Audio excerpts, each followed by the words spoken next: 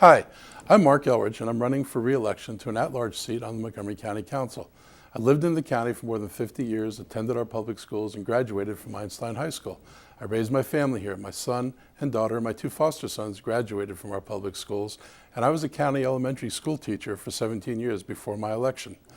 I've been deeply engaged in our community for over 30 years, working with civic and community groups, environmental champions, and education advocates on issues that affect our quality of life.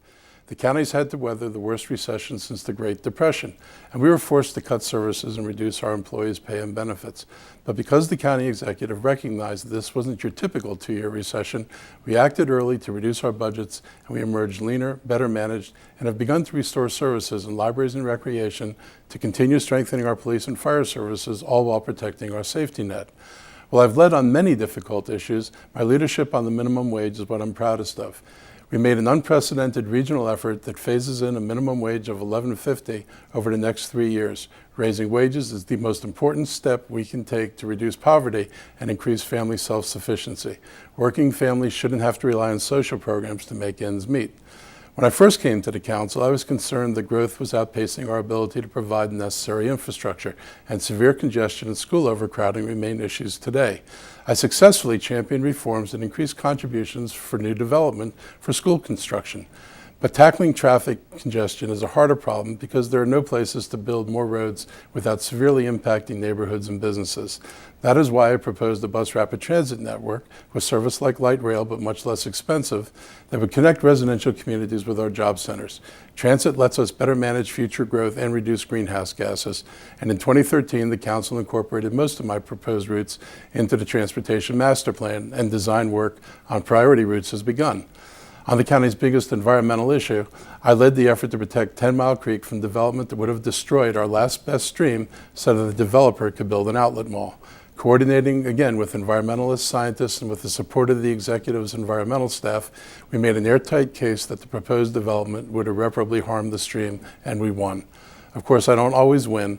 I was the lone voice against the new zoning code. While I was able to remove the worst proposals that would have harmed residential neighborhoods, the commercial portion remains seriously flawed.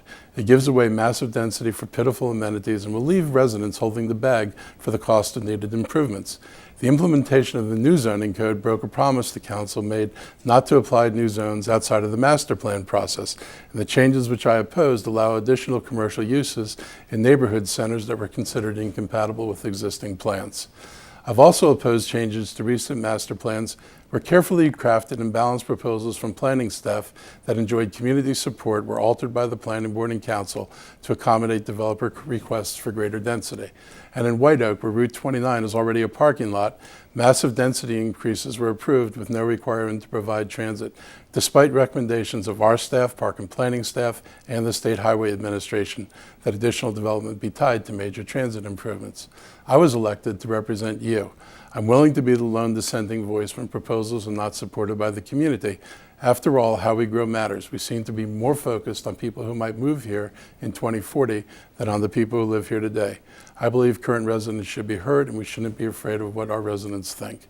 In case you're wondering, I still do not take developer contributions because I think it's a fundamental conflict of interest to take money from development interests who come before the council and stand to make millions from our decisions. I've worked to be a progressive and responsive voice on the council. I talk to and will work with everyone, as I always have. I always put our communities first and work for solutions that ensure that we will continue to be a great county and are able to deliver on the promise that attracted so many of us who now call Montgomery County home.